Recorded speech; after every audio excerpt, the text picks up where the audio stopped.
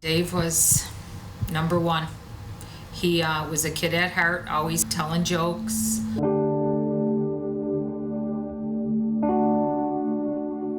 He was very, very proud of his children. I do have to say that. Neither one of the children have a heart defect or anything, nor does my grandson. He lived life to the fullest. He owned his own business. He loved to cruise. He was a very big Bills fan. He was a season ticket holder for over 25 years. My dad just loved the Bills, and he was just Buffalo through and through. He never let himself get excited about them either. He would always tell me, oh my God, they won one game, Alice, and it's not a big deal. When Dave was born, they called him a blue baby. He was born with a single ventricle. So at the age of 6 months old, he had his first open heart surgery.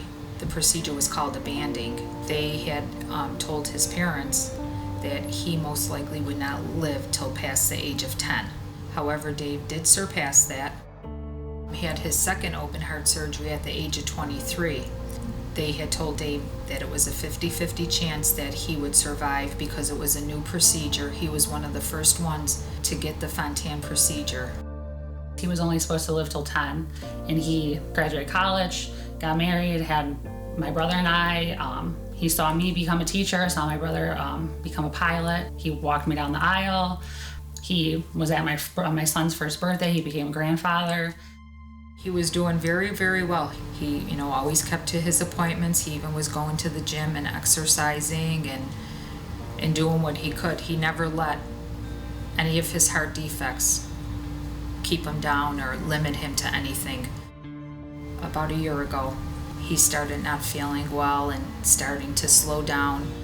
They were monitoring him to be a candidate for a heart and liver transplant.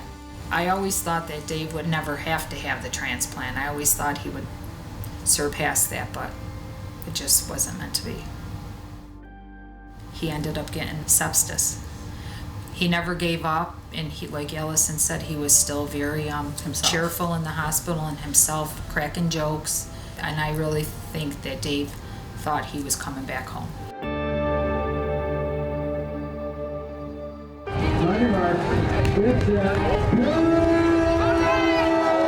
Back in April, we decided that we wanted to start doing something to carry my dad's name on, so we signed up and got a team together, and we walked in the Heart Walk and Run in Rochester back in April, and that was incredible. The amount of people that were there and supporting the American Heart Association was outstanding. From there, we found this event here in Buffalo, which was perfect. It's to do CycleNation.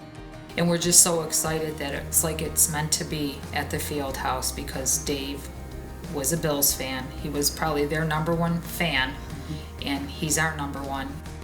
We've created flyers and put them around at different businesses in the area. Use social media to tell the story as well. We have sold hundreds and hundreds of bracelets, and I've been bugging everybody. We've sent bracelets to Atlanta, Georgia, Florida, Michigan. Our bracelets are all over. We want to be team number one because Dave was number one to us. It's important for us to work with the American Heart Association just to give families hope. Families who have maybe young children or babies that were just diagnosed with similar heart problems. There's hope that their child will grow up and become an adult and live a successful and healthy lifestyle. Oh yeah. When my dad was a baby, the medical field and the technology back then was so limited, and since then there's so much more study, there's just so much more technology and medicine to give these families hope for their child and for their future. I think Dave would be very proud and very honored for what we're doing. And I think he'd be happy that it's bringing all of his family and friends together for an event that's so important to all of them because he was so important to them as well.